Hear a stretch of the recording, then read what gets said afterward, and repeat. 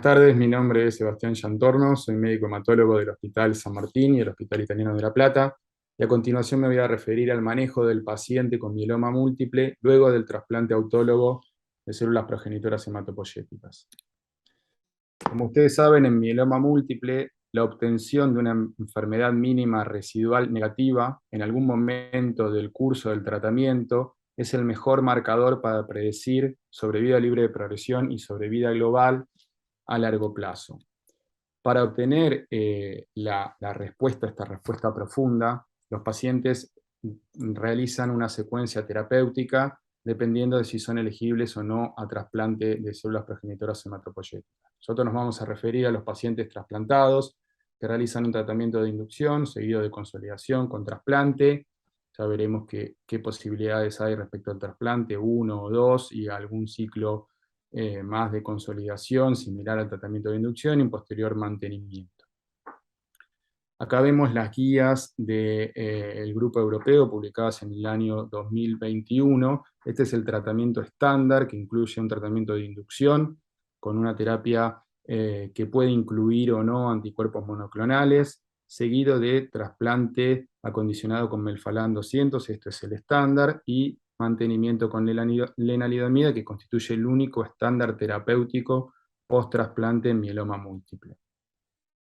A su vez, distintos grupos han planteado estrategias diferentes según el riesgo de los pacientes con mieloma múltiple, siendo los pacientes de riesgo estándar candidatos a trasplante en primera, digamos, en primera instancia, aunque esto puede diferirse en algunos casos, mientras que los pacientes de alto riesgo pueden incluir un tratamiento con un anticuerpo monoclonal en la primera línea, seguido de uno o dos trasplantes en algunos casos, y un posterior mantenimiento con lenalidomida más alguna droga para mejorar los efectos y la respuesta a estos tratamientos. ¿Cómo hacemos la valoración post-trasplante? Bueno, esto generalmente lo hacemos entre el día 60 y el día 100 del trasplante, y evaluamos la respuesta mediante la medición del componente monoclonal, con proteinograma, inmunofijación en sangre y en orina, y cadenas livianas libres en suero.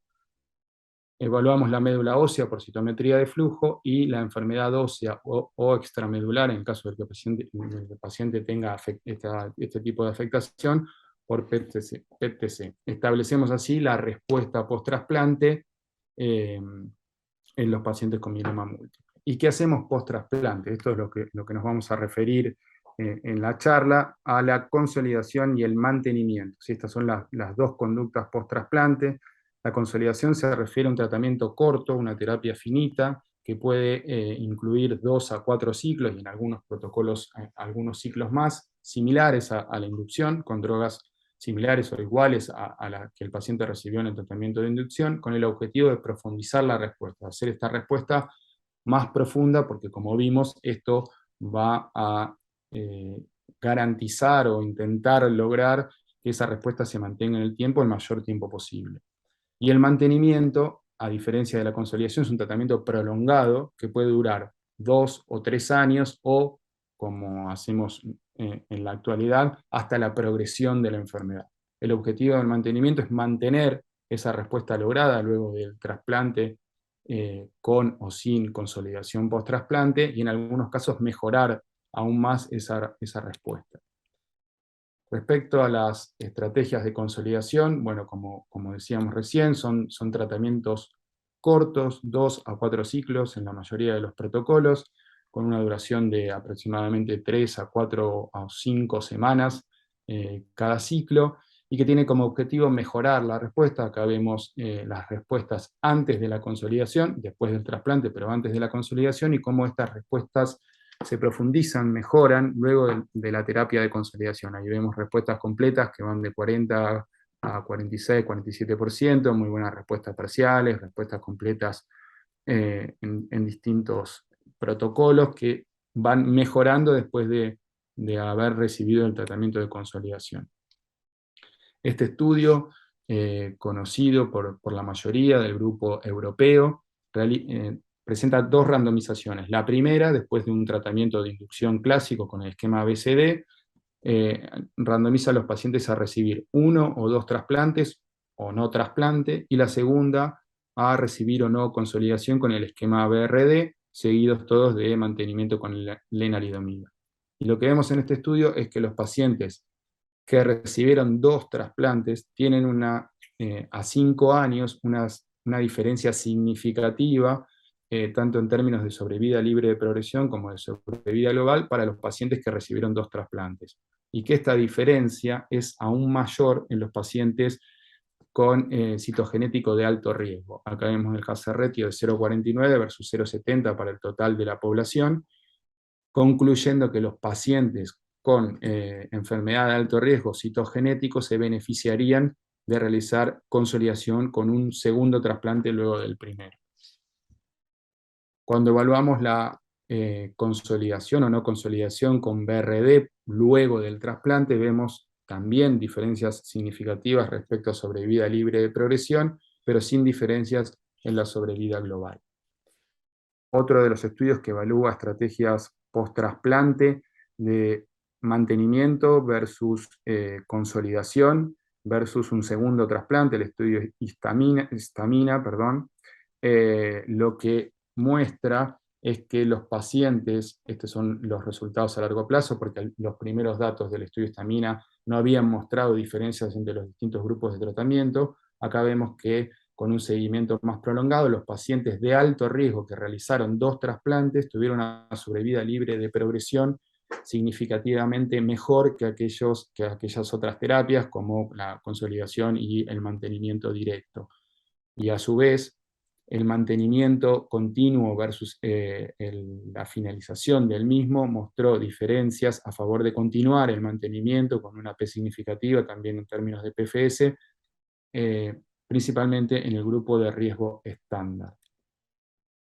Otro estudio, el estudio FORTE, compara el uso de carfilzomib con lenalidomida o ciclofosfamida, trasplante y no trasplante, y consolidación con KCD o KRD, y una segunda randomización que vamos a ver luego cuando hablemos de mantenimiento, pero lo que quería puntualizar acá es el efecto de la consolidación. En pacientes post-trasplante que habían logrado una respuesta de determinada profundidad, la consolidación con KRD, esta es la rama KRD, trasplante KRD, muestra que aumentan las tasas de respuestas profundas, con muy buenas respuestas parciales, respuestas completas y respuestas completas y estrictas, significativamente mayores que en los pacientes que habían recibido solamente el trasplante.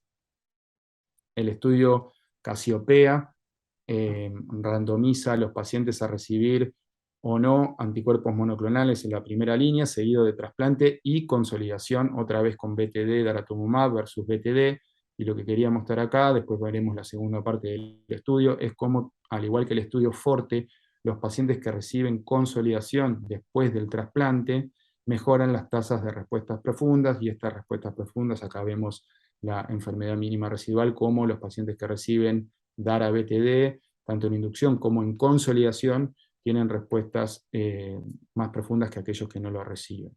Y lograr la enfermedad mínima residual, como veíamos al principio de la charla, se traduce en una sobrevida libre de progresión mayor para aquellos pacientes que logran este estatus, y un beneficio versus aquellos que no lo logran. El estudio Griffin, similar al Casiopea, pero que utiliza lenalidomida en reemplazo de talidomida, randomiza DARA-BRD versus BRD, trasplante y consolidación seguido de mantenimiento. Vemos lo mismo, que los pacientes después del trasplante mejoran sus respuestas con el tratamiento de consolidación. El tratamiento de consolidación en este caso son 5 o 6 ciclos, ¿sí?, a diferencia del Casiopea, que eran 2 ciclos de consolidación. Y vemos que, bueno, acá las tasas de respuestas completas y respuestas completas estrictas alrededor del 50%. Estos resultados, lograr la respuesta completa, profunda, estricta, con enfermedad mínima residual negativa, se traducen a largo plazo, no en los primeros 2 años, como veíamos en los primeros resultados del Griffin, pero esto es con un seguimiento aún mayor, se traducen en diferencias significativas en la sobrevida libre de progresión para los pacientes que logran estas respuestas.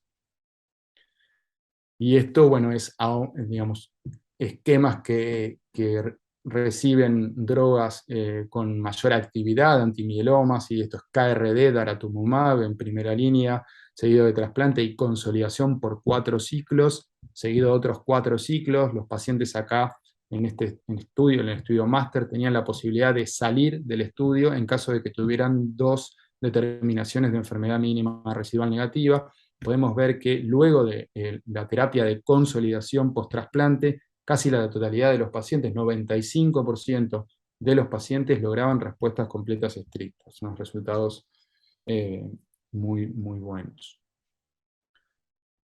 Vamos a pasar a las estrategias de mantenimiento. El mantenimiento, los primeros estudios de mantenimiento se realizaron con talidomida, y en estos estudios veíamos resultados que mostraban mejoría en la sobrevida libre de progresión en los pacientes que recibían talidomida versus no tratamiento, versus observación, pero sin diferencias significativas en los resultados respecto a la sobrevida global, ¿sí? Similar para ambas ramas.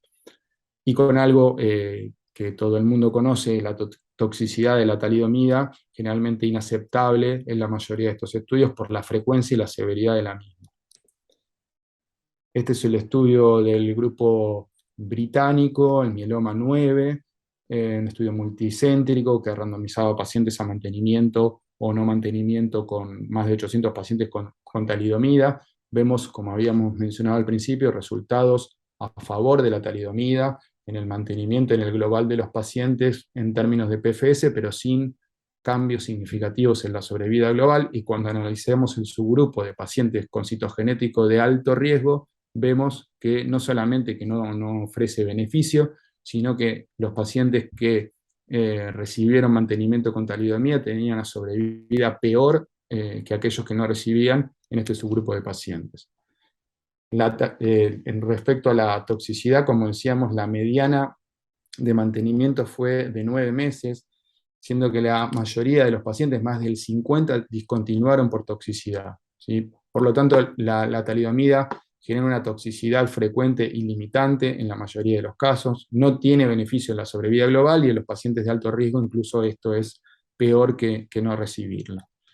Es así que aparecen los estudios con lenalidomida, inmunomodulador de segunda generación, con resultados en estos 3 estudios, el IFM, el CALGB y el GIMEMA, que muestran diferencias significativas a favor de recibir lenalidomida, y con una diferencia bastante más grande que la que mostraban los estudios con talidomida. Solamente uno de estos estudios, que es el estudio de McCarthy, publicado en New England de 2012, muestra diferencias en sobrevida global, ¿sí? Mientras que los estudios del GIMEMA y el FM no mostraban diferencias al respecto en la sobrevida.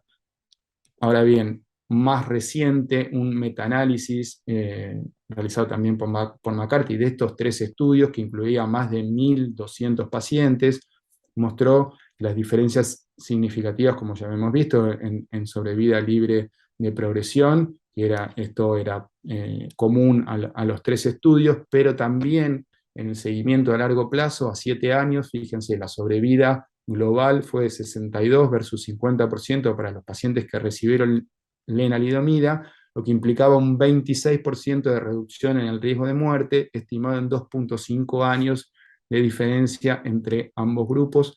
A partir de este metaanálisis, la lenalidomida se establece como un estándar terapéutico en los pacientes post-trasplante de mieloma múltiple. El estudio Mieloma 11 del grupo británico evaluó 730 pacientes con lenalidomida versus observación, las diferencias que ya habíamos visto en los otros estudios respecto a PFS, una media de 57 versus 30 meses, y acá vemos en la tabla de la derecha que los pacientes que tenían riesgo citogenético estándar, pero también aquellos de alto riesgo, también se beneficiaban de recibir lenalidomida. En cuanto a la sobrevida global, 87 versus 80% a 3 años, con una P significativa, y acá también vemos diferencias en los grupos de riesgo estándar y alto riesgo. siendo la sobrevida global a 3 años en lenalidomida versus observación, en el riesgo estándar de 86 versus 81%, en el alto riesgo de 75 versus 63, y en el ultra alto riesgo de 62 versus 43. Esto lo que muestra es que la lenalidomida no iguala el riesgo, el alto riesgo y el ultra alto riesgo al riesgo estándar, pero sí recibir lenalidomida constituye un beneficio para estos pacientes versus la observación. En cuanto a las segundas neoplasias, la incidencia, como sabemos, la lenalidomida a largo plazo puede aumentar la incidencia de segundas neoplasias, pero esta fue de 3.1 cada 100 pacientes por año versus 1.2, un riesgo que no se acerca al beneficio de recibir la droga. Distintos esquemas con bortezomib se han propuesto para pacientes con alteraciones genéticas de alto riesgo, ¿sí?